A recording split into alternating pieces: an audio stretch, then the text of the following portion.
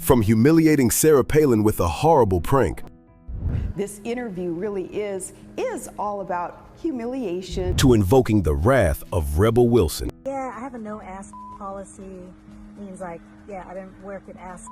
The list of elite egos Sacha Baron Cohen has destroyed keeps getting longer and longer. After all, with a zero-filter mouth like that, of course Hollywood can never appreciate the brutal genius of this man, but we can, so let's get into it. Get the guy behind you out of the shot! Who is? Thank you very much. Have you heard of Shrek? Because I'm head over heels for you. Starting right away with Sacha's This Is America sketch, where he pranked celebrities who did not consent to filming. One of them was actually the Alaska Governor, Sarah Palin. Sacha wore a disguise so deep it completely broke Sarah's radar, who proceeded to get so livid she legally buried the footage. There are conservatives who are very upset about it, namely Sarah Palin, because he tricks them into thinking that he is a disabled veteran. Miss Palin appeared on live TV to reveal how exactly she felt about the whole ordeal. In particular, Mr. Sacha Baron Cohen. Well, it was proposed to me as a legitimate interview to speak about veterans issues in our military and current events to a new audience. It was supposed to be this big-time Showtime documentary, and it was passed on to me by a speakers bureau, which, you know, I would assume had done some vetting. You know, this quote-unquote comedian is obviously very good at lying, at duping people. He is saying that he did not portray himself as a disabled veteran, and we asked for a clip so we could see it, and they refused to give us one. So how do you respond for them saying that he was not indeed acting as an injured veteran?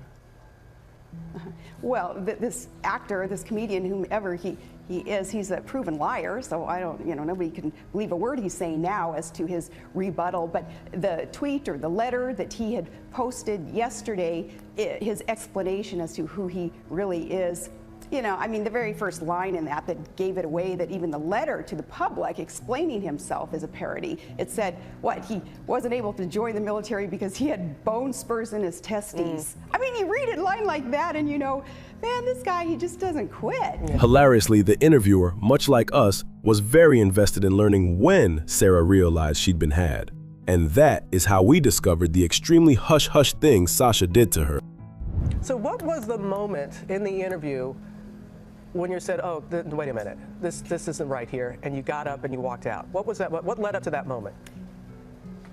Yeah, he started showing me these graphs and statistics that had like typos in them and just didn't quite look right. And part of this propaganda, this data that he was showing me, had something to do with sex changes and transgenderism. And then he brought up Chelsea Clinton and said that she was a recipient of a government-funded sex change. And you know, it just got worse and worse and worse as the minutes went on in this bizarre, really embarrassing, humiliating interview that, you know, it mocked middle-class Americans. It mocked our values. It mocked the disabled, and it just got worse and worse. And you know, it was occurring to me, whatever this show is, whatever this interview really is all about humiliation and devaluing middle-class Americans whom I represent. So yeah, I said enough was enough, and I took off my mic and I walked out. And since then, nobody returns my calls. They had given us fake names as to producers and anybody involved. If you think this is bad, oh, just you wait for how we tried to prank OJ Simpson for another segment that did actually get aired. OJ, ya la la la la la la la la. Oh, mamma mia, OJ! OJ, she knows that. Oh, Jesus. OJ, oh my God! But before we explore more of Sacha's sarcastic comedy, I want to show his serious side first. And guys, you might not have seen this one before. Turns out, the real-life Sacha is just as lethal as his comedy personas, if not more. Pay them, Facebook will run any political ad you want, even if it's a lie. Under this twisted logic, if Facebook were around in the 1930s, it would have allowed Hitler to post 30-second ads on his solution to the Jewish problem. Sacha going after Facebook was definitely not on my bingo list. Sure, he's going after these highly sensitive topics in his shows before. My name, Captain Eran Morad. Today we learn defense from radical Islam terror. Okay, go.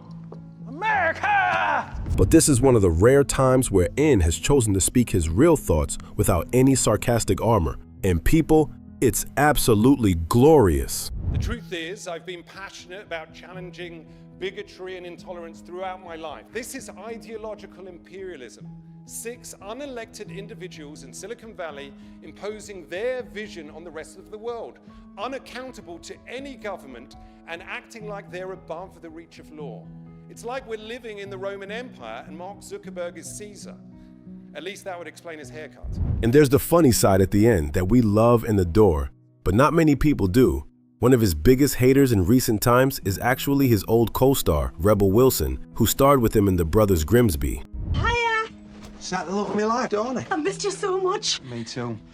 Right, kids, out Al, now. listen to your mum, Al, quick. I got something very important that I need to tell your dad. What is it? I lost my panties. You sure your ass hasn't eaten them again? I didn't put any on. Oh. Oh, look. I'm exactly like Sharon Stallone in Basic Instincts. Don't worry, that didn't come out my bum. Oh. But that one did. No problem. To say her experience with Sacha was miserable is an understatement. And Rebel took no prisoners, revealing it all in her tell-all memoir. Because I worked with a massive ass, and yeah, now I definitely have a no ass policy. The chapter on said ass is chapter 23. That guy was a massive arsehole. Called Sacha Baron Cohen and other arseholes. Now, obviously, I'm just going to take your lead on this. Yeah. But this has been a huge story. And I saw on your Instagram, some Instagram posts. It's weird because the book is about my whole life, you know, and yet this particular chapter has gotten the most attention, I guess, because I'm saying something negative about a male comedian, Sacha Baron Cohen, and in it describing like the worst professional experience of my career, which was 10 years ago now, on a movie called Grimsby and working with him. And it was an experience that left me feeling humiliated and degraded as a person. And so that chapter, I guess, because he's come out and denied it, it became a big story. It's such a fine line between what's comedy and what's playing a character, and then really crossing the line into personal humiliation. And I think on that project, it did cross the line, and I felt shame that I actively went along with it. Now, Sacha fans were not having any of it. People even responded to it in comments, calling it a publicity stunt to promote her book. And well, when you put it that way. Anyway, you can get into this mess in the comments, but speaking of publicity stunts, did you ever think Wimbledon needed publicity? Because whether it wants it or not, Sacha will give it regardless, dressed as none other than Ali G. And did I mention he made an Instagram and streamed it all live? Yeah. At the men's singles in Wimbledon, which actually, despite its name, ain't a party for gaylords. It's like the World Cup, something called tennis, which is like a crap version of ping pong. Them say that tennis is better played on grass, which is why I intend to sell as much of it while I is here. So if you want some herbal remedies, me has got anything you want, Berkshire Kush, me got some homegrown isin, Row HC 329. There ain't any brothers here, so it'll be easy to find me, innit? The dude was selling weed at the most prestigious tennis event of the year. For real. Guess he put the W in Wimbledon, but not for long. His brother, Prince Harry, he owes me 1,400 squid because I was his dealer at Eton. Okay. So if you could ask him kindly to Venmo me or pay me in cash. The complaint we've had is you turning around and offering children behind you things that you shouldn't be doing. What, I ain't a kiddie fiddler. What was that offering? Well, we've been offered that you said you offered them cigarettes, drugs. No, that ain't true. We ain't got no drugs. Okay. That was him. Of course, the security personnel couldn't bear the sheer disrespect, so they kicked him out. But Wimbledon is still a fairground, you know. Who ever thought of inviting Sacha to the Kennedy Center to perform in front of the president needs a raise? Or need to be fired? Because even though the hall was full of thundering claps and hysterical laughs, you could see behind the dead eyes. They were not amused. I am told the president of USA is here. Where are you, Mr. Trump? Oh, you don't look so good. Where have your glorious big belly gone? And your pretty orange skin have become pale. Before I proceed, I must say I'm very upset about the anti-Semitism in USA. It's not fair. Kazakhstan is #1 Jew-crushing nation. Stop stealing our hobby. Your Kanye, he tried to move to Kazakhstan, and he even changed his name to Kazakhstania West. But we said no. He's too anti-Semitic even for us.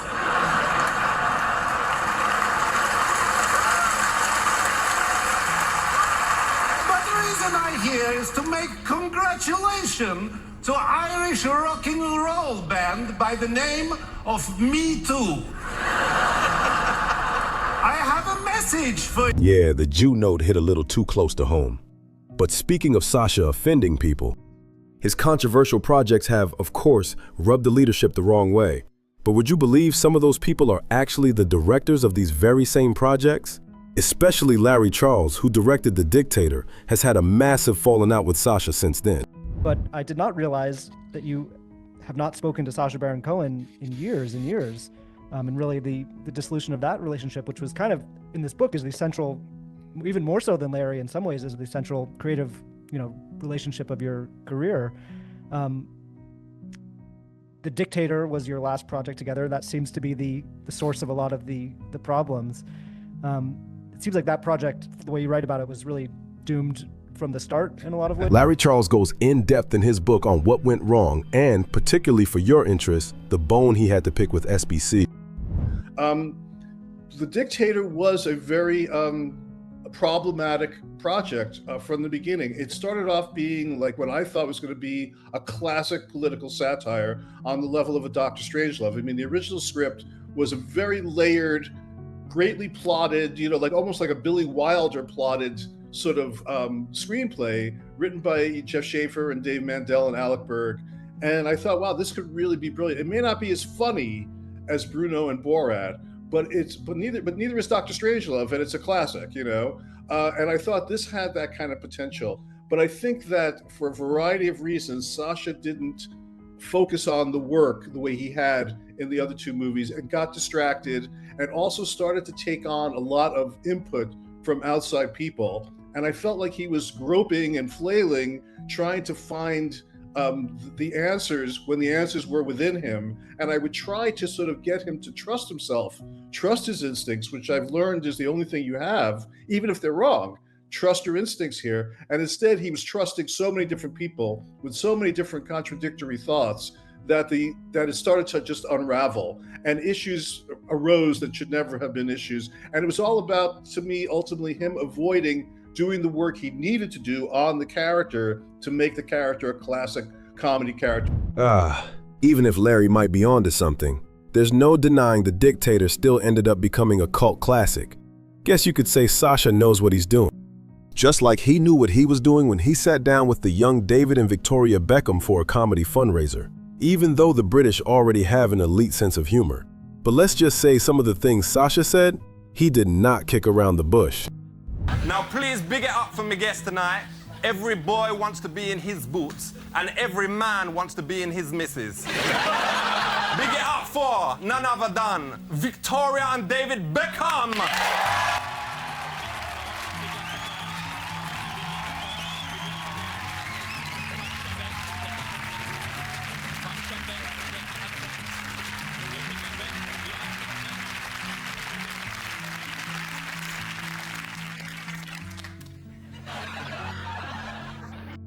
Now, it must be amazing going out with the Spice Girl, but in an ideal world, and no disrespect to your bitch, wouldn't...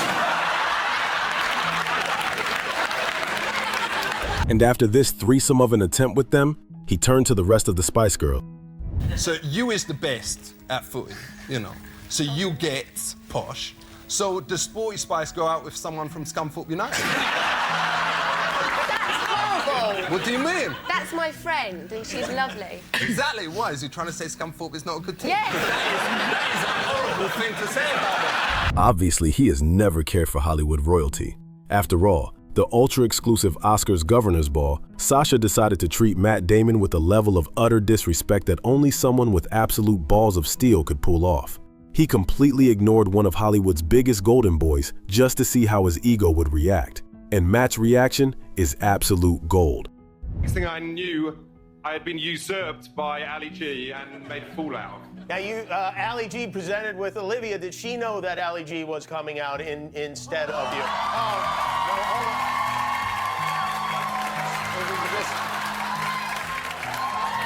I'm trying to. Here, I'm real sorry. I'm not aware. Sacha, I apologize, but there's some idiots in the back. Yeah, there's a lot of complete, pardon my French, who've been walking around there. Yeah, there are people jumping around in the back like this People is are some trying kind to of... get famous, and a lot of people were here kind of very upset they didn't win tonight, and they're trying to get as much airtime as possible. You know, this is really a shame that we put so much work into the show, and then people just show up and they ruin it like that. It really they're is. bad losers. Yeah, well, you know, Sacha, you have, I know, a movie, The Brothers Grimsby, coming out. That's right, March 11th. And I apologize for what's going on here. This is very unprofessional. Guillermo, really, you're the one that should be watching for what's going on. Get the guy behind you out of the shot! Who is? Thank you very much. I'm so Okay, this type of behavior at award shows can be unhinged, but late night TV is not stranger to these wild interactions. Even the host wholeheartedly welcome a little bit of weird. Jonathan Ross is one of those guys who thrives on being kooky, but this much? Maybe not. I am a friend of him, ladies. He have a show called Fun Talkings, and it have a camera, like you say, in the reception room, like you. Like in the green room. And it have one camera in the ladies' toilets. I would like very much see these ladies from all sex make a toilet. Yes?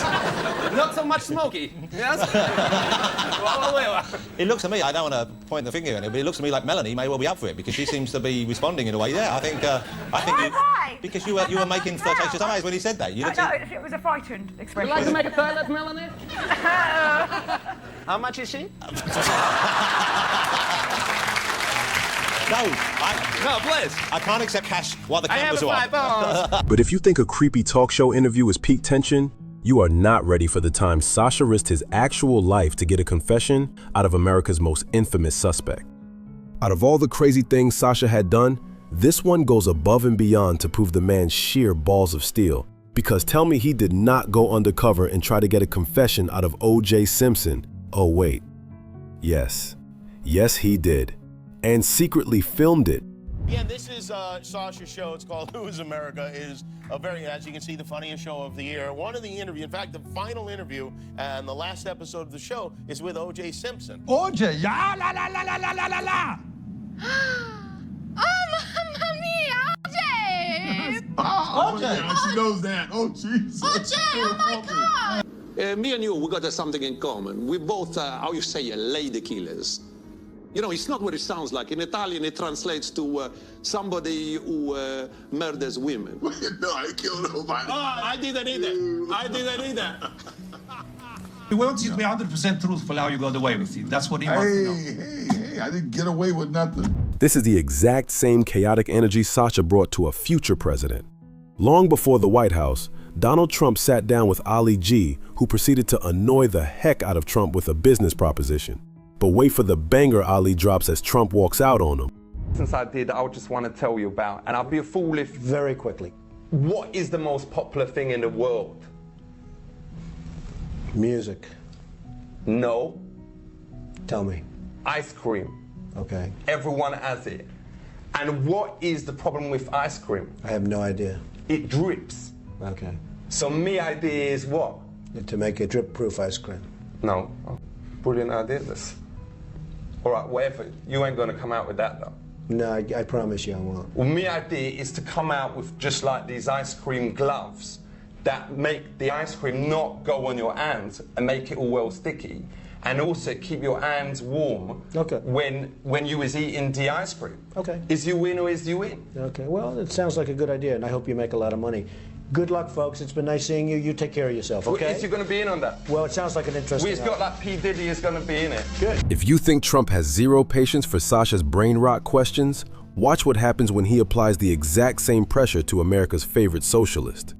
Bernie Sanders' brain completely short-circuited trying to remain polite while Sacha dragged the interview into pure absurdity. And this is what we live to watch. Can I be personal with you? Please. You have a disability. No, I don't. This here scooter is to conserve my body's finite energy. Rather than complain about the 1% or the 0.1%, why not make the rest of America and put them into the 1%? Well, if you put everybody into the 1%, there wouldn't be the 1%. Well, no, it still would be. No, it wouldn't be. If I can... The rest of the population, by definition, they're not in the 1% if they're the rest of the population. But all of the population is 100%. I was forced to see a doctor, and suddenly I had 3 diseases. 9, you just move over the 9s. You have the 99% are in the 1%.